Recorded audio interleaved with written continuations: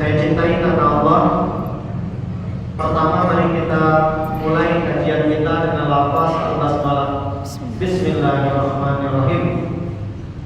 Tema kita pada sore hari ini sangat menarik sekali. Kita akan membahas tentang fikih hari Jumat.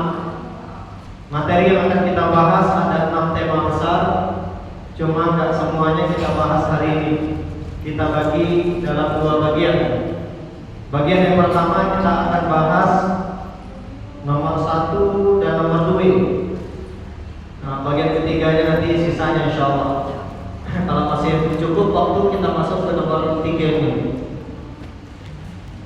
Yang pertama yang akan kita bahas alasan penamaan hari Jumat. Mengapa hari Jumat itu disebut hari Jumat? Yang kedua kita akan bahas 12 keutamaan hari Jumat. Ada 12. Tentu lengkap nanti dengan dalil dari Al-Quran dan hadis. Yang ketiga, amalan-amalan wajib apa yang harus kita lakukan di hari Jumat. Kalau harus, mau tidak mau. Kemudian yang keempat, amalan-amalan sunnah apa yang dianjurkan untuk dikerjakan di hari Jumat, baik bagi laki-laki maupun bagi perempuan. Ada 12 juga. Kemudian yang kelima, nah ini yang menarik nih, hukum-hukum fikih yang terkait dengan hari Jumat. Ada beberapa yang sering ditanyakan dan kita butuh jawabannya. Di antaranya nanti di masyarakat berkembang pemahaman bahwasanya perempuan sholat zuhur di hari Jumat itu mesti nunggu orang laki pulang sholat Jumat.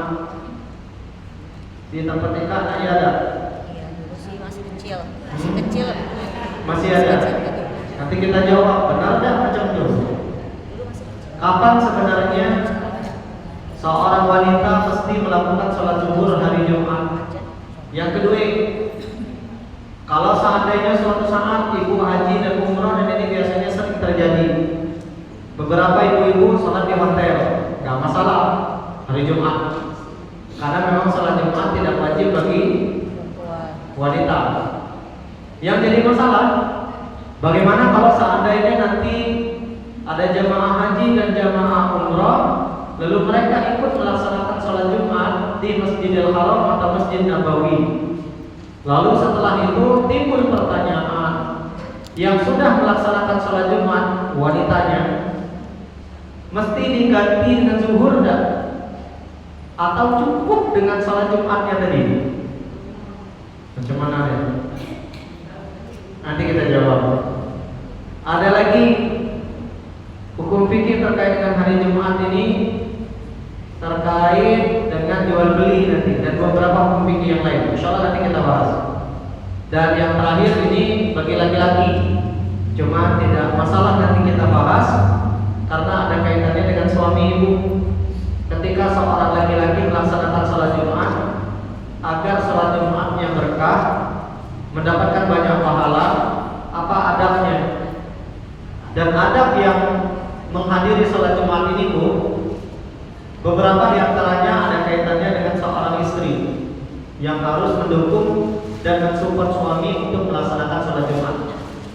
Kita masuk yang pertama Bu, alasan penamaan hari Jumat. Ada 5 alasannya. Sebenarnya nama-nama hari di dalam kalender Arab itu, termasuk dalam kalender Masehi, nama-nama harinya Bu ya, itu sebenarnya angka dalam bahasa Arab. Contoh, hari Ahad dari angka berapa ya? Ahad.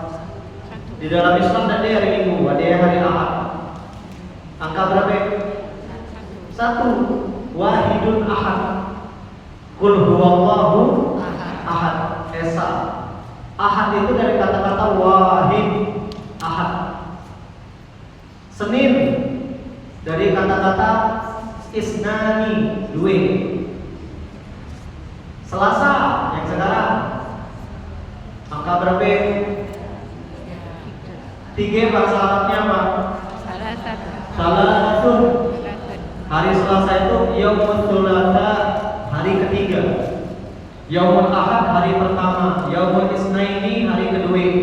Yaumul Thulatha, hari ketiga. Rabu besok 4 bahasa Arabnya Arbaun 4. Rabu dari kata-kata Yaumul Arbi'ah, hari keempat. Arbaun. Kamis 5. Apa bahasa Arabnya 5? Hamsun.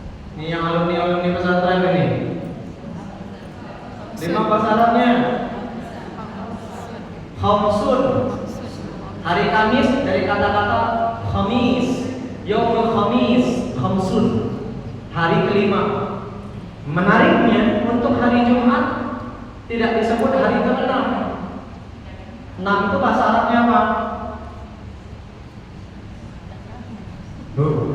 Kayak kurang cepat memang tentang Situn. Nah, bahasa Arab Situn. Situn. Situn. Situn. Kalau muannasnya sitatun. Tapi untuk hari Jumat tidak disebut Yaumus Sittu misalnya, tapi disebutnya Yaumul Jum'ah. Mengapa disebut hari Jumat? Nah, ini ada 5 alasan. Kenapa hari Jumat itu disebut hari Jumat? Pertama, kata Imam Ibnu Katsir, hari Jumat disebut hari Jumat karena adanya sholat Jumat. Ini menurut mayoritas alim ulama kita. Yang di saat sholat Jumat semua laki-laki berkumpul di masjid. Berkumpul itu bahasa Arabnya jamaah yajma'un. Jumat hari berkumpul untuk melaksanakan sholat Jumat. Nah, ini alasan yang pertama. Kenapa hari itu disebut hari Jumat? Karena ada sholat Jumat yang menyebabkan kaum laki-laki berkumpul di masjid. Nah, ini yang pertama. Yang kedua, mengapa hari itu disebut hari Jumat? Menurut sebagian ulama, karena di hari Jumat itu berkumpul beberapa hal terkait dengan Nabi Adam dan berkumpul beberapa peristiwa penting di hari Jumat dalam sejarah peradaban manusia.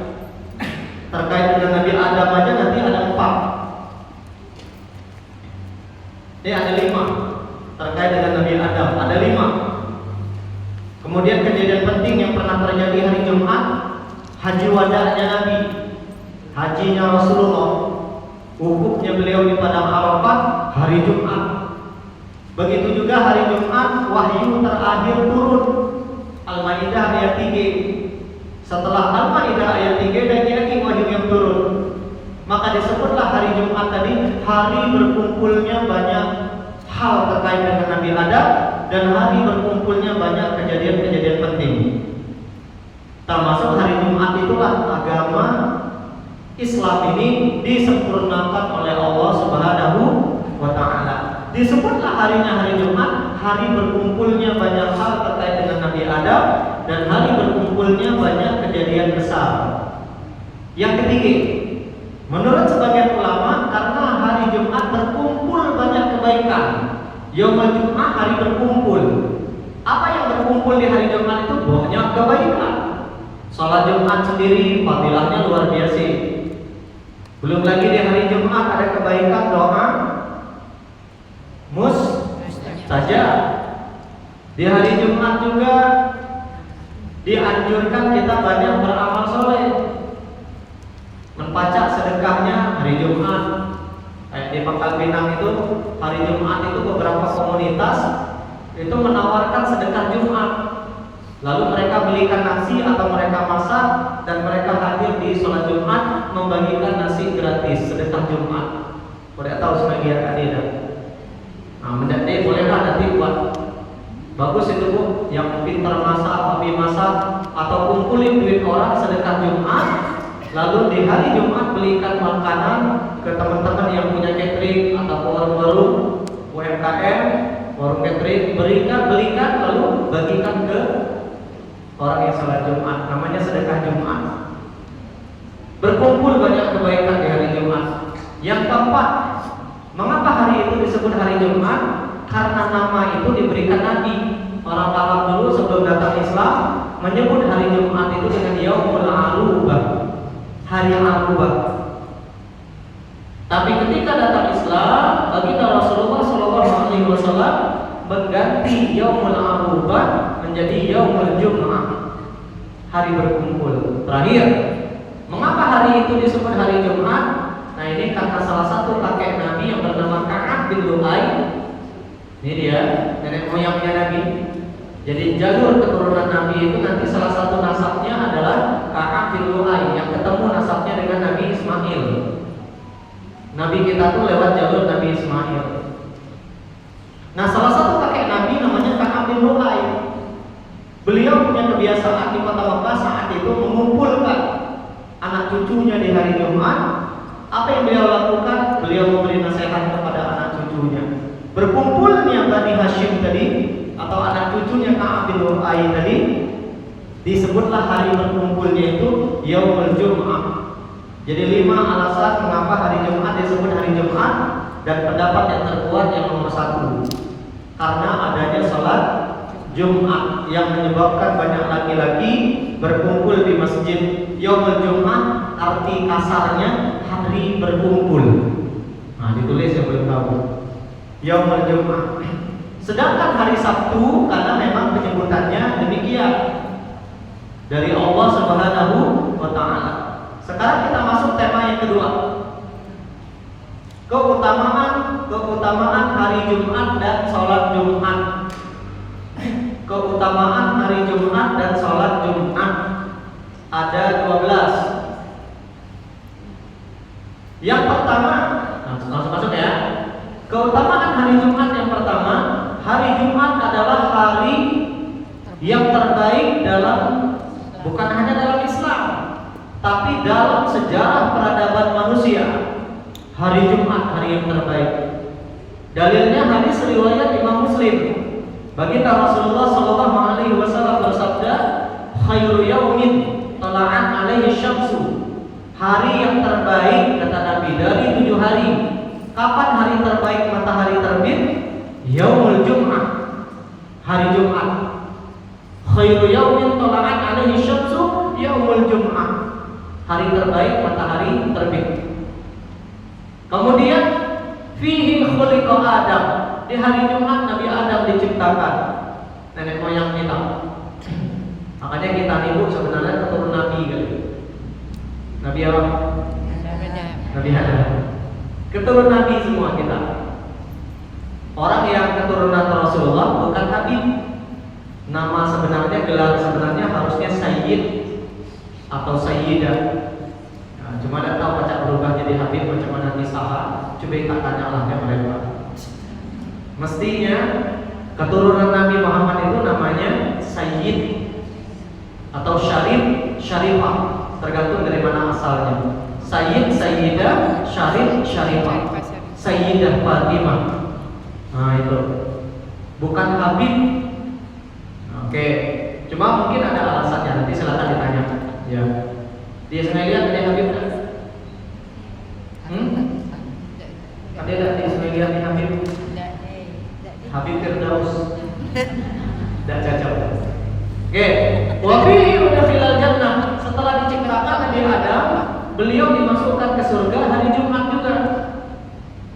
Wafihi ukhrija minha, dan hari Jumat juga Nabi Adam dikeluarkan dari surga. Wala taqumus saa'ah illa fi yaumil Jum'ah, dan tidak akan terjadi kiamat kata Nabi kecuali nanti di hari Jumat. Kiamat hari Jumat, cuma yang tahu Jumat kapan. Makanya hari Jumat itu banyak-banyak beramal soleh, banyak-banyak melakukan kebaikan, supaya ketika datang kiamat kita sedang beramal soleh. Riwayat yang kedua agak mirip, cuma ada tambahan.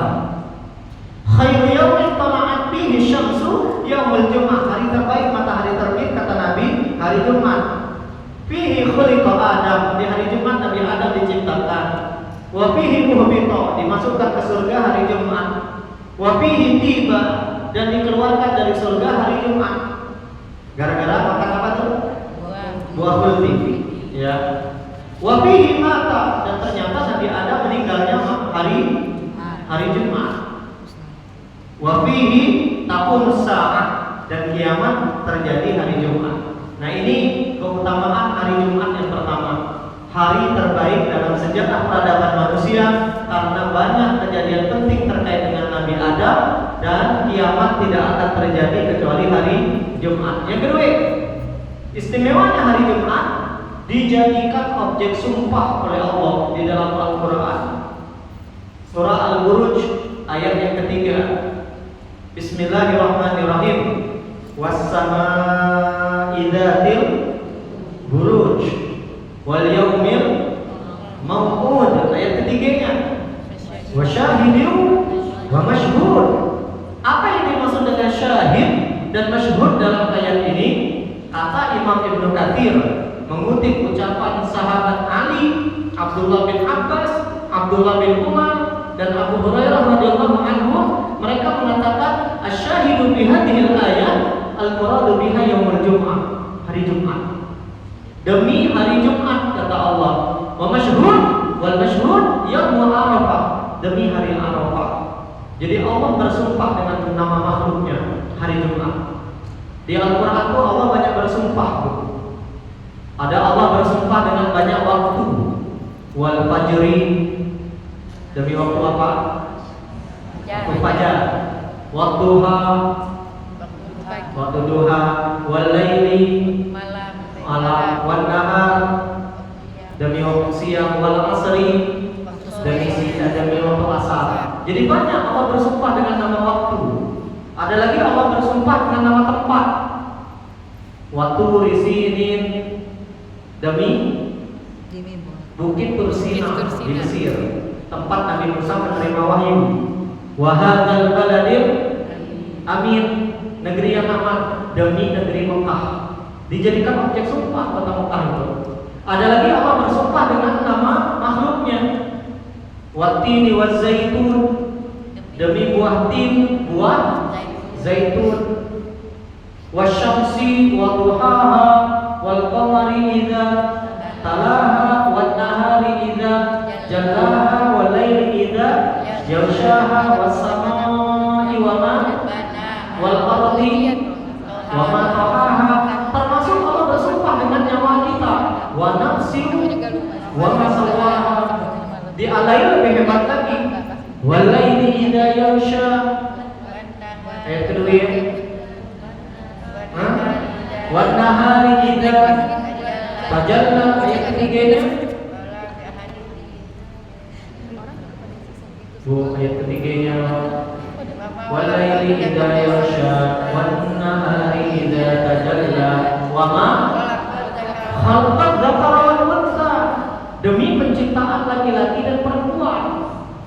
Jadi sebagai makhluk laki-laki dan makhluk perempuan Allah jadikan objek sumpah. Kita terlambat. Banyak perbedaan laki-laki dan perempuan. Apa bedanya? Bu, perempuan kalau lagi marah macam mana? Garang. Laki-laki kalau marah, garang berarti. Lawan dari garang kan garang. Perempuan dalam sehari mesti mengeluarkan banyak kata. Perempuan itu orangnya rumit. Tengoklah belanja ke pasar, niat awal beli belacir, pulang kan setrindun. Banyak banget. Kalau kami disuruh beli belacir mah, kepel belacir pulang. Selesai. Perempuan dan cukup. Maka saya bilang ke bapak-bapak, Pak, kata saya, kalau istri ngajak belanja ke pasar, ke mall, dipegang tangannya, Pak. Kenapa Ustaz? Pertama, romantis. Yang kedua, ekonomis. Supaya duit banyak habis. Mendah dipegang, apa aja diambilnya dia. Banyaklah perbedaan kita. Membujuk laki-laki macam mana? Bu, ibu pernah punya suami kan? Bahkan masih ada yang punya suami. Macam mana cara ibu bujuk laki-laki? Dirayu. Gak cukup. Rayunya macam mana?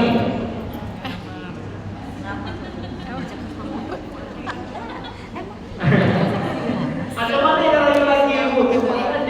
kalau dia lagi ngambek marah kemana? Di servis. Hah? Benar. Orang lagi kemana dirayu, ajak ke tempat tidur. Sedangkan orang bini macam mana yang ngerayuan?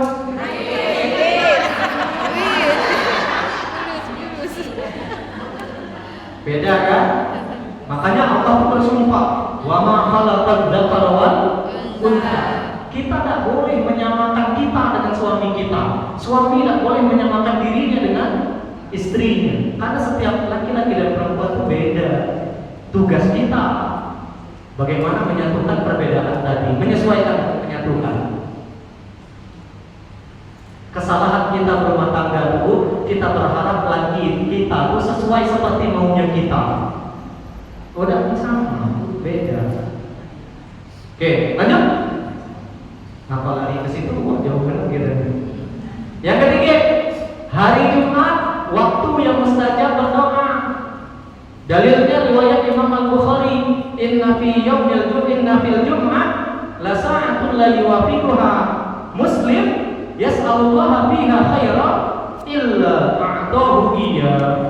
Tidaklah kata Nabi di hari Jumat ada satu waktu tidaklah seorang muslim berdoa meminta kebaikan dunia akhirat illa a'tahu iya. Allah kabulkan. Makanya hari Jumat itu nanti salah satu amalan banyak-banyak berdoa. Hari Jumat itu waktu yang mustajab.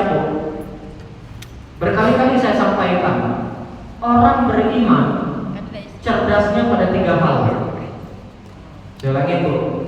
Cerdasnya orang beriman pada 3 hal. Pertama, orang beriman itu cerdas dalam bersedekah. Mereka tidak sekedar sedekah, tapi mereka mencari pahala sedekahnya ngalir sampai hari kiamat, yang disebut dengan sedekah jariah. Bersedekah ke fakir miskin dapat tak pahala? Dapat, tapi berhenti nanti yang akhir. Tapi kalau ibu bersedekah ke masjid, ibu bersedekah nih ke komunitas kita nih, lalu duit sedekah kita pergunakan untuk belajar, ngalir pahalanya sampai hari kiamat. Maka nanti yang belum masuk tuh masuk keliling kan? Supaya cerdas. Jangan sampai banyak dapur yang udah merah ya. Bersedekah ke fakir miskin yang bukan siapa-siapa kita dapat pahala sedekah. Tapi kalau kita bersedekah ke fakir miskin yang masih punya hubungan kerabat, 2 pahalanya kata Nabi. Sedekah wasilah, pahala sedekah, pahala silaturahim. Double pahalanya. Makanya mesti cerdas dalam bersedekah. Jangan asal sedekah lagi. Nah, cerdas supaya sedekah kita tuh ngalir pahalanya sampai hari kiamat. Cerdas yang kedua orang beriman dalam beribadah. Orang beriman tidak sekedar sholat, tapi sholatnya didasari ilmu, sehingga lebih mantap sholatnya. Makanya orang-orang beriman nih kayak kita nih, insya Allah. Kita tidak akan sekedar beragama, tapi kita pengen beragama kita dengan ilmu. Dan tidak mungkin kita dapat ilmu dan semua belajar macam kita nih. Alhamdulillah. Cerdas. Tidak sekedar puasa, tapi mereka berpuasanya dengan ilmu. Tidak sekedar zakat, tidak sekedar haji, dan sekedar umrah, tapi mereka bekali diri mereka dengan ilmu. Tidak sekedar berumah tangga, tapi mereka bekali diri mereka dengan ilmu. Itu cerdas yang kedua orang beriman. Yang ketiga, cerdasnya orang beriman itu dalam berdoa.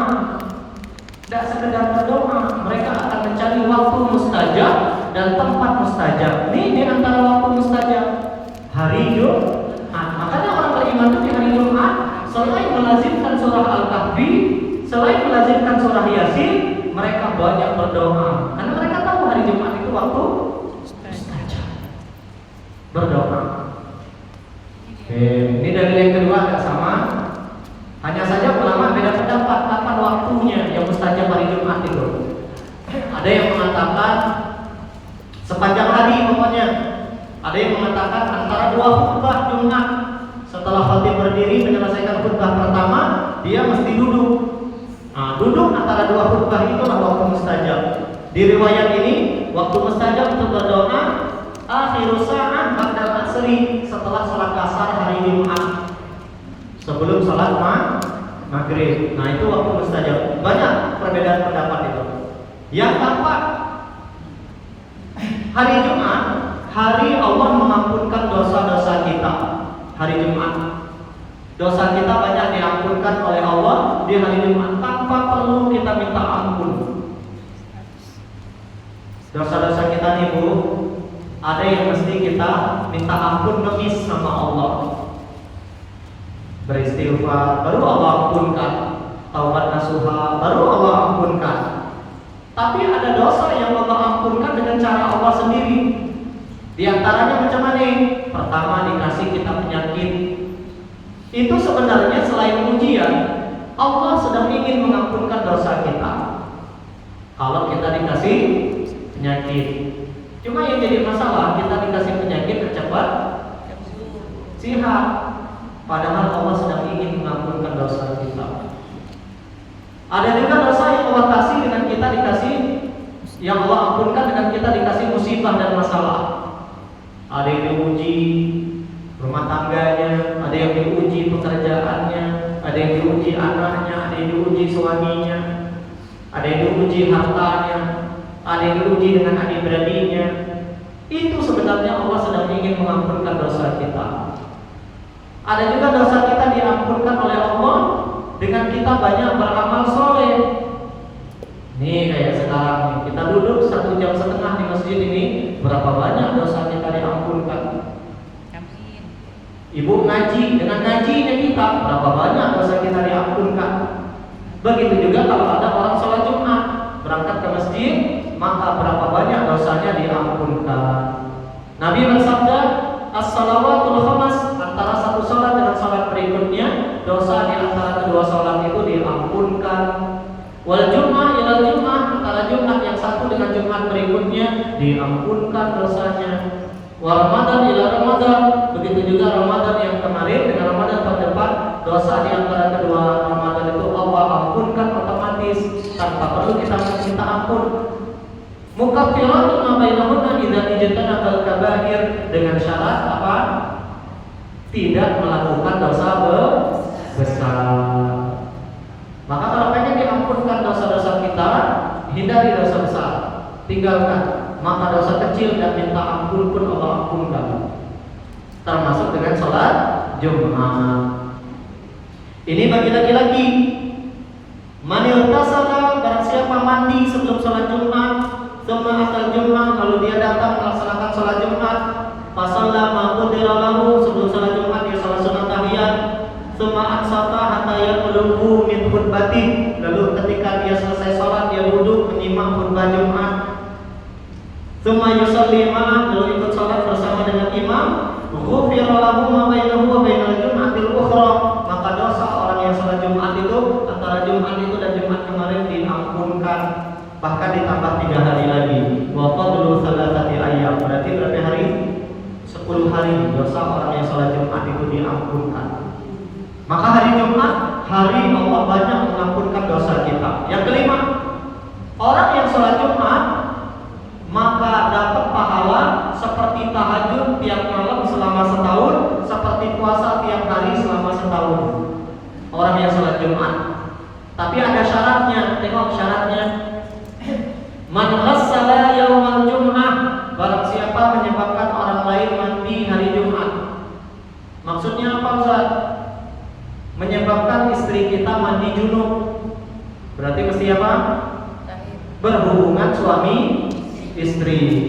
Makanya sunnah Rasul yang dianjurkan itu bukan malam Jumatnya, sebelum sholat Jumat, itu yang benar. Makanya ibu setiap hari Jumat pagi itu bekerja. Saya tadi diterima juga materi yang sama. Saya bilang, Pak, kata saya, Jumat pagi itu banyak-banyak beli duit kayak gini. Bila perlu beli emas. Kenapa Ustaz? Ini sunnahnya. Saat kita ajak dia kan nolak, malah diberi emas 5 kilo. Nolak kan? 5 kilo.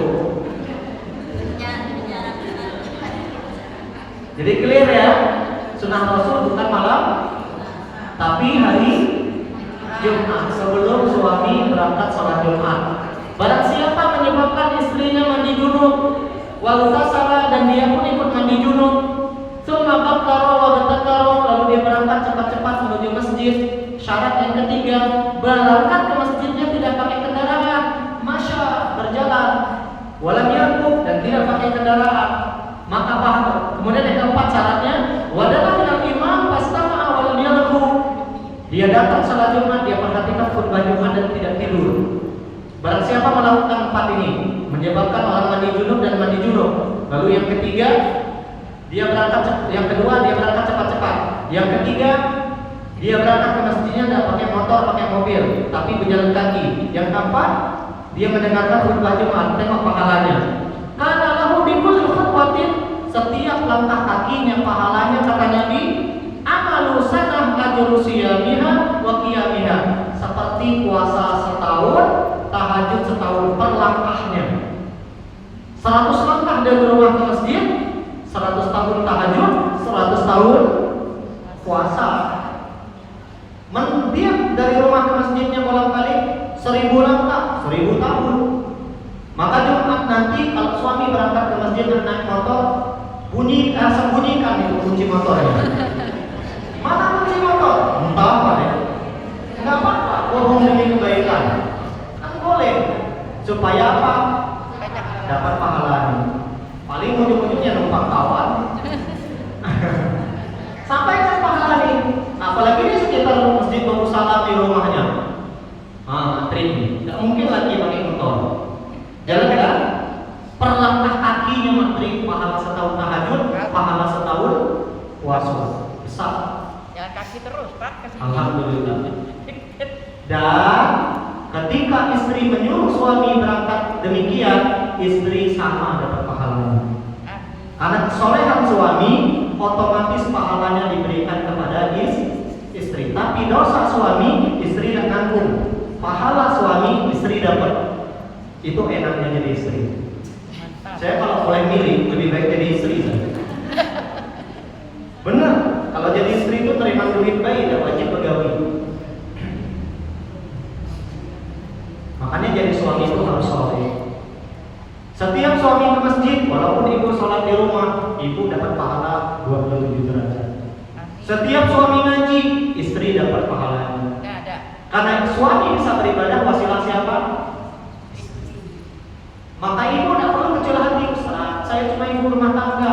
Ibu rumah tangga itu lebih mulia daripada ibu-ibu para pejabat itu. Lebih mulia dari wanita-wanita karir itu. Ibu rumah tangga. Jadi tidak perlu sedih. Saya bilang sama istri saya, kamu nggak usah sedih. Karena istri saya itu kan kerja di Jakarta. Nikah sama saya nggak suruh dia Betawi. Udah di rumah aja kata saya. Saya bilang, pertama kata saya, penghasilan saya ini bukan duit saya. Duit ini duit kita. Bukan duit saya, bukan duit kamu, duit kita. Yang kedua kata saya, setiap saya pegawai lalu beramal, beribadah, kamu dapat pahalanya. Kok bisa Bang? Saya bisa sholat, siapa yang nyetrika baju saya? Saya bisa pegawai, bisa ngajar kemana-mana, yang beri saya makan, masakin saya di rumah siapa? Saya, otomatis dapat pahala. Maka jangan merasa terbebani ngurus orang beriman, wanita yang soleha. Cara pandangnya berkhidmat sama suami bukan karena suami, karena dirubah. Ketika seorang istri mengurus rumah, mengharapkan pahala dari suami atau mengharapkan pujian dari suami, capek. Ketika suami tidak puji, kecewa. Tapi manakala kita mengharapkan penilaian Allah, dipuji dan dipuji, dan siapa negeri. Yang penting Allah. Ya. Yang keenam, keutamaan hari Jumat. Hari yang paling banyak Allah memberikan hidayah kepada kita umat manusia, khususnya umat Islam. Riwayat Imam Muslim 856. Qala Rasulullah sallallahu alaihi wasallam, "Adallahu 'anil Jum'ah maka dan qablana." Kata Nabi, orang-orang sebelum kalian banyak sesat di hari Jumat.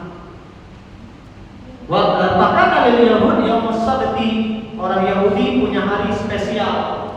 hari Sabtu. Itu hari lebarannya mereka. Wa kana lin-nasara, dan umat Nasrani yaumul Ahad, hari Ahad. Kalau mereka hari Minggu, kita nyebutnya hari Ahad. Faja'a Allahu bina, lalu Allah datang membawa agama Islam kepada kita. Fahadanallahu liyaumil Jum'ah, Allah jadikan hari Jumat itu hari spesial bagi kita, dan Allah banyak memberi hidayah kepada kita hari Jumat. Makanya hari Jumat itu banyak-banyak berdoa, ya Allah, beri hidayah sama kami sekeluarga, sama suami, sama anak-anak, sama saya, ya Allah. Karena hari Jumat Allah paling banyak memberi hidayah. Tapi hari Jumat juga yang paling diingat oleh para koruptor. KPK biasanya tangkap orang hari Jumat.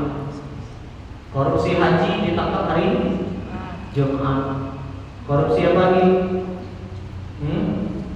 Korupsi BTS kemarin hari Jumat. Banyak koruptor itu ditangkap hari Jumat. Yang ketujuh, hari Jumat, hari Allah sempurnakan agama Islam. Dalilnya hadis riwayat Imam Bukhari dan Muslim. Dari Umar bin Khattab radhiyallahu anhu, datang seorang Yahudi berkata kepada Umar, "Ya Amirul Mukminin, ayatun fi kitabikum taqra'unaha." Ada ayat di kitab kalian yang kalian sering baca, ayat itu, kata orang Yahudi tadi. "Law 'alaina ma'syaral yahud nazalat latakhadna dzalika al-yawma 'ida." Seandainya hari turun ayat itu diturunkan ke kami orang Yahudi, kami akan jadikan hari turun ayat itu lebarannya kami, kata orang Yahudi. Umar pun nanya, "Ayu ayat, mana ayatnya?" Al-Maidah ayat 3. "Al-yawma, hari ini," kata Allah, "akmaltu lakum dinakum, aku sempurnakan agama bagi kalian. Wa atmamtu 'alaikum ni'mati, dan aku sempurnakan juga nikmatku bagi kalian. Wa raditu lakumul islama dinan, dan aku ridho," kata Allah, "Islam menjadi agama bagi kalian." Umar pun menjawab, qala Umar, qad arafna dzalikal yaum, kami tahu hari turunnya ayat itu. Nih. Wa ma alladzi nazalat bihi 'ala nabi sallallahu alaihi wasallam, tapi juga tahu di mana tempat turunnya ayat itu. Wa huwa qaimun bi Arafah, saat Nabi menyampaikan khutbah wukuf berdiri yaumul Jum'ah, hari Jumat. Jadi agama kita disempurnakan oleh Allah hari Jumat. Sekaligus hari Jumat inilah wahyu terakhir ini turun. Menurut ahli tafsir, inilah ayat yang terakhir turun ke Nabi. Al-Maidah ayat 3. Saat Nabi haji wada menyampaikan khutbah wukuf, 3 bulan setelah turun ayat ini Nabi meninggal. Nabi haji di tanggal 9 Zulhijjah. Setelah Zulhijjah ada Muharram. Habis Muharram, Safar, habis Safar, Rabiul Awwal, Nabi meninggal dunia. Maka inilah ayat yang terakhir turun, Al-Maidah ayat 3. Yang ke-8, hari Jumat, hari lebarannya kita umat Islam. Nabi bersabda, "Inna yaumal Jum'ah yaumun idun." Hari Jumat itu hari lebarannya kita. "Fala taj'alu yauma idakum yauma siyamikum." Maka jangan kalian jadikan hari lebaran kalian hari puasa kalian. Tidak boleh puasa sunnah di hari Jumat. Kecuali, kata Nabi, illa an tasumu qablahu aw ba'da, kalian puasa di hari Jumat dimulai 1 hari sebelumnya atau 1 hari setelahnya. Mengkhususkan puasa sunnah di hari Jumat tidak boleh. Sama kayak kita lebaran Idul Fitri, Idul Adha, itu nggak boleh puasa. Idul Fitri 1 Syawal nggak boleh puasa, haram. 2 Syawalnya boleh. Puasa 6 itu udah mulai diboleh dikerjakan di 2 Syawalnya. Idul Adha tanggal berapa? 10 Zul nggak boleh puasa. Begitu juga dengan hari Jumat, hari lebaran kita, Idnya kita, nggak boleh puasa. Kecuali puasa sunnah tadi dimulai 1 hari sebelumnya atau 1 hari setelahnya. Yang ke-9, istimewanya hari Jumat itu, hari Jumat itu lebih spesial dibandingkan hari lebaran. Lebih hebat dibandingkan hari lebaran. Dalilnya hadis riwayat Imam Ibnu Abi Syaibah, Imam Ahmad, Imam Ibnu Majah dari seorang sahabat Abu Lubabah bin Abdul Munzir. Baginda Rasulullah SAW bersabda, Inna yawmal jum'ati sayyidul ayyam. Hari Jumat kata Nabi penghulu segala hari. Pemimpin semua hari itu hari Jumat. Wa a'dhamuha indallah, dan hari yang paling spesial di hadapan Allah hari Jumat. Wa huwa a'dham indallah min yaumil adha wa yaumil fitri. Bahkan hari Jumat lebih spesial dibandingkan Idul Fitri dan Idul Adha. Mengapa? Saya sampai detik ini belum ada mendengar Lebaran Idul Fitri, Idul Adha waktu mustajab hadir. Yang ada hari Arafah 9 Zulhijjahnya, 10 Zulhijjah, dan dia hadis yang mengatakan hari mustajab berdoa tadi. Idul Fitri 1 Syawal, tidak satu pun hadis yang menjelaskan itu waktu mustajab. Tapi Lebaran hari Jumat waktu mustajab. Nabi Adam diciptakan, dimasukkan ke surga, meninggal, dikeluarkan dari surga. Tidak ada Idul Fitri, Idul Adha. Semuanya terjadi hari Jumat. Maka hari Jumat jauh lebih spesial dibandingkan hari Idul Fitri dan Idul Adha. Yang ke-10, barang siapa laki-laki yang istiqomah sholat Jumat, maka hatinya akan selamat. Tapi sebaliknya kata Nabi, man taraka salata jum'atin tahawunan biha. Barang siapa meninggalkan sholat Jumat, artinya enggak sholat Jumat 3 kali berturut-turut karena meremehkan sholat Jumat, tabarallahu ala qalbi, Allah akan tutup hatinya dari hidayah.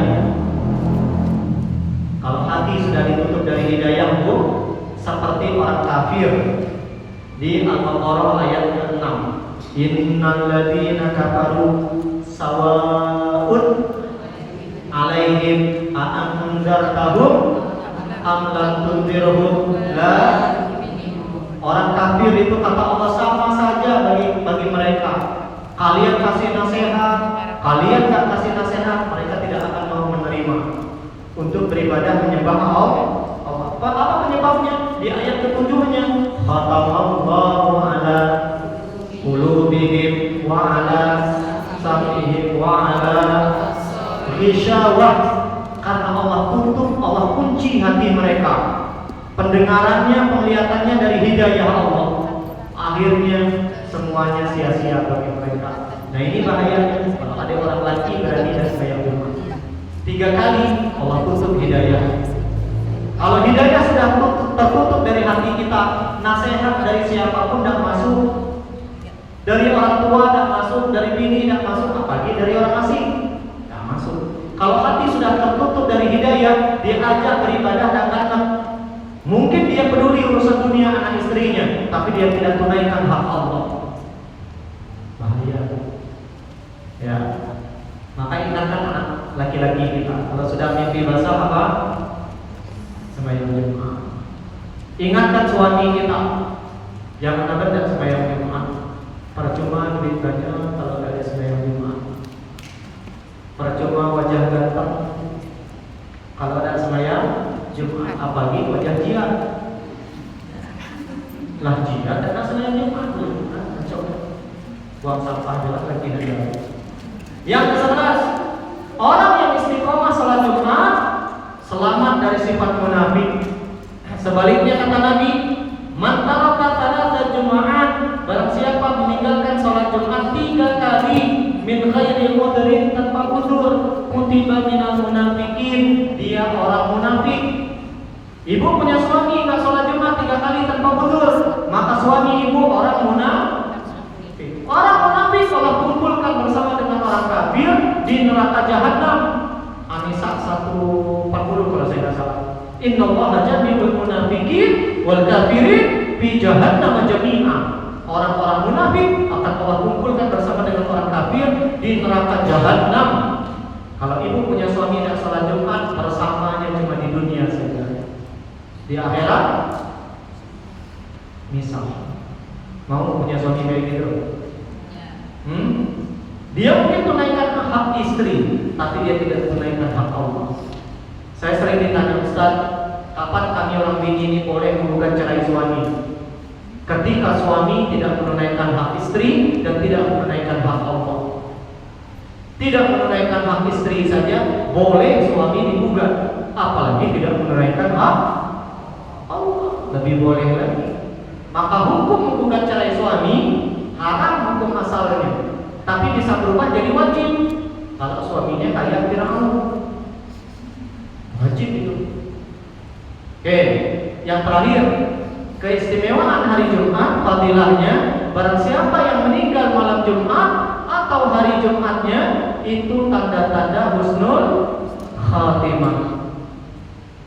Dalilnya hadis riwayat Imam At-Tirmidzi.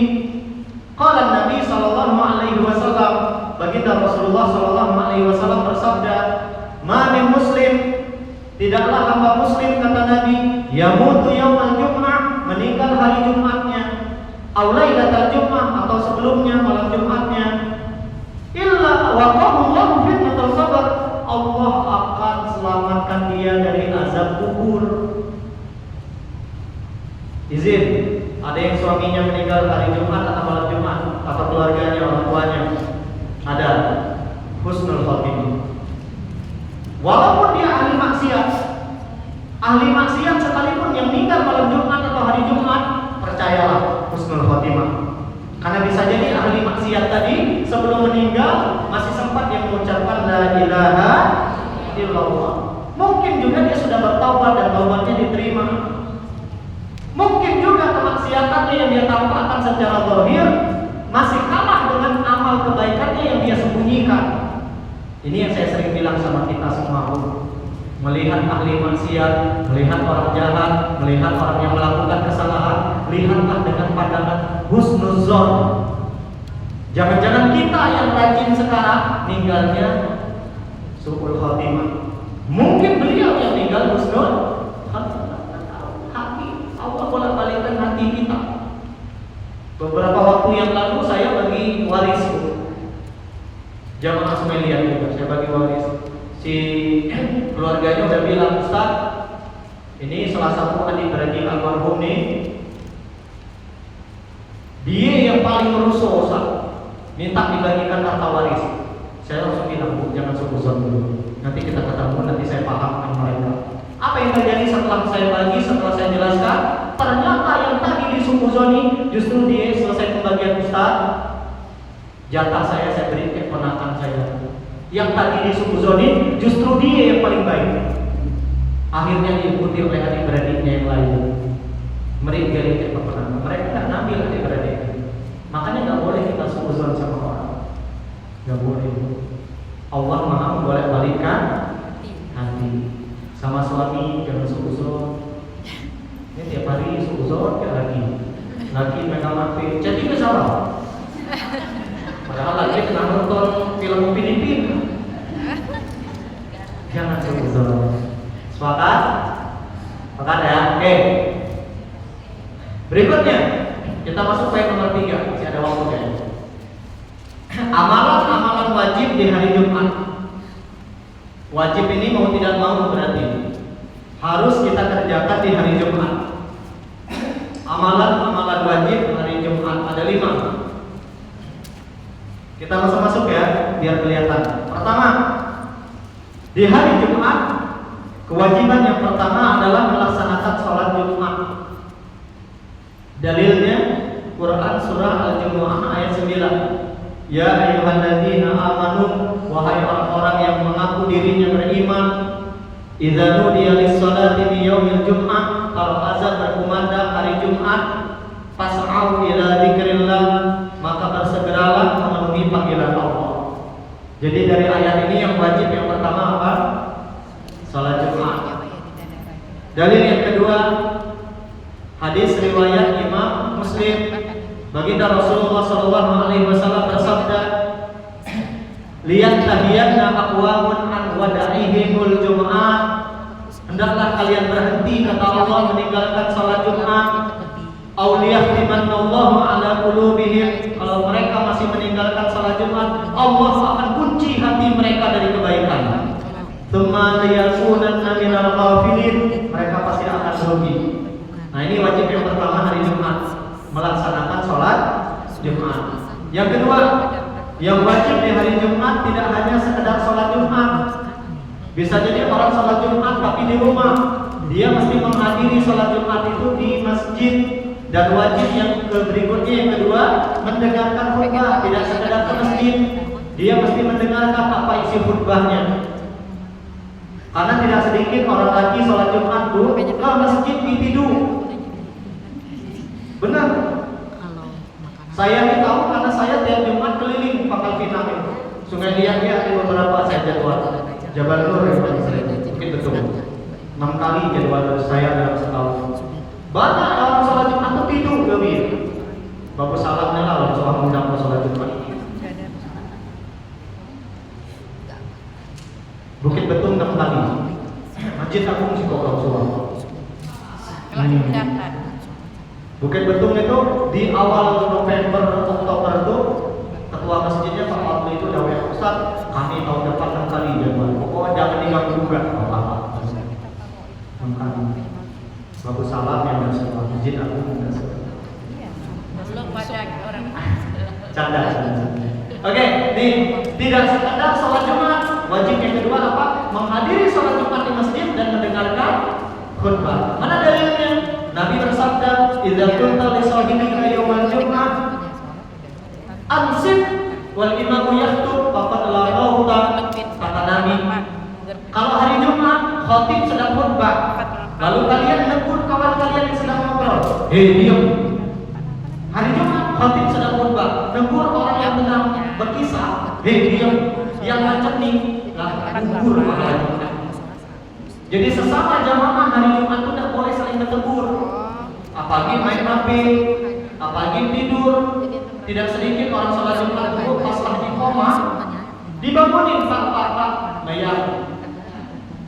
Saking khusyuknya dia tidur. Makanya supaya suami dan tidur bagaimana tadi? Bu, suruh dia mandi. Nyadar kalau mandi, servis bahasa mempik tadi. Nah, enaknya pasti orang sering ngantuk sholat Jumat itu satu di antaranya karena nggak mandi. Tapi kalau dia mandi badannya segar. Di samping juga yang sering menyebabkan orang tidur itu khotibnya. Latua, materinya dia, lama, suara parah. Aduh, paling nyaman tidur. Maka saya kalau khutbah Jumat nggak lebih dari 15 menit. Dan saya kalau khutbah Jumat sama seperti saya ngajar, ada poin-poinnya. Kiat masuk surga sekeluarga. 1, jangan ada kesyirikan. Mana dalilnya? Saya sampaikan. 2, jangan ada yang tidak sembahyang. Mana dalilnya? Jadi jamaah tidak ditipu, suara bermain. Kadang saya bangunin, "Pak, ayo bangun." Terkejut gede gitu. Karena yang boleh negur jamaah itu hanya khotib. Sesama jamaah urusannya langsung dinunggu. Nggak boleh. Bilang diam aja sama kawan saat khotib sedang khutbah, faqad la rauta, telah sia-sia pahala Jumatnya kata Nabi. Apalagi main HP, banyak. Nah, maka pulang dari sini bilang sama suami, "Bang, di masjid jangan tidur. HP tidak usah dibawa ke masjid, cuma bawa duit untuk infak Jumat." Ya. Oke, berikutnya. Yang wajib berikutnya hari Jumat meninggalkan jual beli. Tapi ini hanya berlaku bagi laki-laki. Laki-laki tidak boleh saat azan berkumandang itu hari Jumat, azan Jumat berjual beli. Perempuan boleh Ustaz? Boleh, karena perempuan tidak sholat Jumat. Orang laki yang jadi penjual. Kalau di pasar suami bekerja hari Jumat, "Bang, sholat Jumat dulu. Biar saya yang gantiin. Kalau punya warung, Bang, abang pergi ke masjid." Perempuan jual beli saat azan berkumandang tidak masalah. Tapi orang laki berjual beli, baik dia menjual maupun dia membeli saat hari Jumat, berdosa, haram hukumnya. Gak boleh orang laki jual beli hari Jumat ketika azan sedang berkumandang, kecuali sebelum pelaksanaan sholat Jumat atau setelahnya boleh. Perempuan boleh, karena perempuan tidak diwajibkan sholat Jumat. Yang keempat, wajib sholat Jumat itu tidak bagi semua muslim. Wajib sholat Jumat itu hanya bagi mereka yang memenuhi syarat. Ini ada hadis Nabi riwayat Imam Abu Daud. Al-Jum'ah hakun wajib ala kulli muslim fi jamaah. Salat Jumat itu kata Nabi wajib bagi setiap muslim secara berjamaah, illa arba'ah, kecuali 4 golongan yang wajib. Siapa yang tidak wajib? Yang pertama, abdun mamlukun, hamba sahaya. Dulu ada hamba sahaya. Jadi kalau saya punya budak, saya beli manusia, dia jadi budak saya, hamba sahaya saya, maka dia tidak wajib sholat Jumat kalau dia laki-laki. Yang kedua yang tidak wajib, imra'ah, wanita, wajib sholat Jumat. Jadi ibu kalau tidak ke masjid sholat Jumat tidak berdosa. Tapi orang lagi ke masjid hari Jumat, apa hukumnya? Berdosa. Kita mesti ingat, dosa itu bukan hanya ketika melanggar larangan Allah, tidak menunaikan kewajiban Allah itu juga dosa.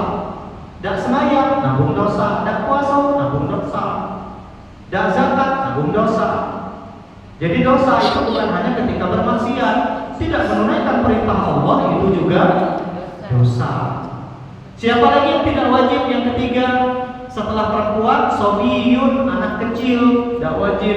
Yang belum akil, baligh, tidak wajib. Tapi kalau anak laki-laki kita sudah mimpi basah, wajib. Yang terakhir yang tidak wajib di hadis ini, maridun, orang yang sakit, tidak wajib. Tapi sakitnya sakit parah. Kalau cuma batuk pilek dikit, pening kepala dikit, nah itu tetap harus ke masjid. Ini sakit yang demam, yang bisa menular, nah itu yang tidak wajib. Didetailkan oleh seorang ulama dalam kitab Fathul Qorib, ada 7 golongan yang wajib sholat Jumat. Selain 7 golongan ini tidak wajib berarti. Pertama yang wajib muslim, tidak wajib bagi non muslim. Orang kafir tidak wajib dan tidak sah juga. Kalau ada orang kafir sembahyang Jumat kewian, muslim bukan, maka tidak wajib dan sekaligus tidak sah. Yang kedua, baligh atau dewasa, anak kecil tidak wajib. Wajib bagi orang dewasa. Berakal atau waras, orang gile tidak wajib. Jadi kalau adik suami dan sembahyang Jumat, bolehlah ditanya, apa tengah ini belum? Menabang tengah gile dan ada apa dasar sembahyang. Yang keempat, bukan seorang budak, hamba sahaya. Kalau hamba sahaya tidak wajib. Yang kelima, sehat dan tidak sakit. Kalau sakit tidak wajib. Yang kelima, yang keenam, laki-laki, perempuan tidak wajib. Yang terakhir, mukim, musafir tidak wajib. Maka kalau ada laki-laki, ibu sedang mudik atau sedang melakukan perjalanan yang boleh kita jamak 89 km, maka tidak wajib. Tidak wajib bukan berarti tidak boleh. Kalau dia memilih misalkan sedang mudik ke Jakarta, mudik ke Jawi, mudik ke Sumatera, jaraknya sudah terpenuhi 89 kilo. Kalau dia tidak sholat Jumat, tidak berdosa. Hanya saja sholat Jumatnya diganti dengan zuhur. Zuhurnya pun nanti boleh jamak dengan asar, boleh jamak plus qashar. Jadi zuhurnya cukup 2 rakaat, asarnya 2 rakaat, itu namanya jamak qashar. Boleh hanya jamak saja, boleh hanya qashar saja, boleh jamak plus qashar. Yang terakhir, wajib sholat zuhur bagi yang tidak sholat Jumat. Perempuan yang tadi tidak sholat Jumat, maka dia mesti mengganti dengan zuhur. Jangan sampai tidak sholat zuhur. Orang laki yang sakit tidak ke masjid, bukan berarti gugur kewajiban sholatnya. Dia tetap wajib sholat, tapi tidak Jumat. Sholatnya diganti zuhur. Begitu juga dengan musafir tadi. Musafir yang melakukan perjalanan, lalu dia tidak sholat Jumat, maka dia mesti wajib melakukan sholat zuhur. Begitu juga dengan seorang wanita. Saya rasa itu saja. Nanti pekan depan kita bahas 2 hal, sunnah-sunnah hari Jumat. Ini pekan depan kita bahasnya, pembahasannya sangat panjang. Ada 12 lengkap nanti dengan dalil. Lalu yang berikutnya kita akan bahas nanti hukum-hukum fikih terkait dengan hari Jumat. Menarik ini. Ada 9 hukum fikih terkait dengan hari Jumat. Nah, hukum fikih terkait dengan hari Jumat. Apa hukum orang meninggalkan sholat Jumat, tidak mengerjakan sholat Jumat? Apa hukum wanita sholat Jumat ke masjid? Boleh dah. Apakah wanita yang sholat zuhur? Apakah wanita sholat zuhur setelah Jumatan yang tadi? Apakah azan Jumat boleh sholat atau mesti nunggu orang lagi pulang Jumatan? Yang keempat, apa hukum mandi sebelum sholat Jumat? Yang kelima, apa hukum melakukan safar hari Jumat? Di beberapa dinas itu ada orang lagi licoh, dia sengaja DL nyari hari Jumat supaya dapat tempuh sholat Jumat. Nah, itu bagaimana hukumnya? Yang keenam, hukum puasa sunnah hari Jumat. Yang ketujuh, hukum menikah di hari Jumat. Nah, ini yang menarik. Yang kedelapan, hukum jual beli saat sholat Jumat. Kalau ada orang lagi jual beli hari Jumat, lalu dia mendapatkan keuntungan, halal tak duitnya? Nah, itu nanti kita bahas. Jangan dijawab dulu. Yang terakhir, hukum berjima hari Jumat, berhubungan suami istri. Nah, ini pekan depan insya Allah kita kupas. Sementara itu yang bisa saya sampaikan, ada beberapa pertanyaan yang masuk ke saya. Yang pertama, nah ini ya, pertama dari hamba Allah. Jika kita diundang oleh agama lain untuk datang ke rumahnya karena mereka merayakan hari agama, bagaimana hukumnya jika kita datang dan ikut makan makanan yang dihidangkan? Boleh tidak? Tidak. Kita diundang datang merayakan Natal. Tetangga kita lah yang paling gampang. Tetangga kita Natalan atau teman kita yang Cina Lebaran mereka diundang, dihidangkan makanan. Pertama diundang datang, boleh tidak datang? Boleh, tidak masalah datang. Makan makanan yang dimakan, yang dihidangkan, boleh tidak? Boleh. Tergantung halal beda. Kalau makanannya mengandung najis, babi misalkan, atau arak yang najis, yang jelas haram, tidak boleh dimakan. Tapi kalau makanannya makanan yang biasa dihidangkan kayak kita lebaran, kue-kue kering, makan. Kemudian kalau pulang dikasih angpau, Abi beda. Abi boleh. Kalau kita datang membawa kado, membawa hadiah, membawa ponsel ke tetangga kita yang beda agama lebaran tadi, boleh tidak? Boleh. Saling memberi hadiah dengan orang yang berbeda keyakinan tidak dilarang. Nabi pernah melakukan itu. Memakan makanan yang dihidangkan orang non-Muslim halal. Nabi pernah mengundang orang Yahudi makan makanan namanya ahalah. Ahalah itu makanan yang seperti martabak ham. Tahu martabak ham? Tahu. Nah, dia ahalah, dia kalau dimakan akan kenyang dia. Nah, itu dimakan oleh Nabi. Makasih kok lagi om. Ada budi tadi. Tunggu. Oh ini. Ustaz, saya ini seorang janda ditinggal mati suami, punya anak 3. Ya. Anak pertama laki-laki, anak kedua laki-laki, anak ketiga perempuan. Lalu almarhum suami ninggalin rumah yang sekarang kami tempati. Yang ditanya, apakah rumah suami yang ditinggalin itu harus dibagi? Pertama saya jelaskan dulu.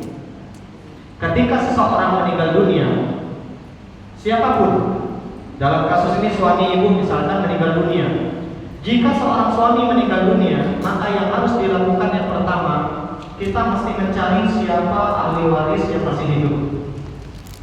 Pertama nih, dalam kasus ini, suami meninggal, maka cek orang tua suami masih hidup kan? Ayah ibunya. Kenapa?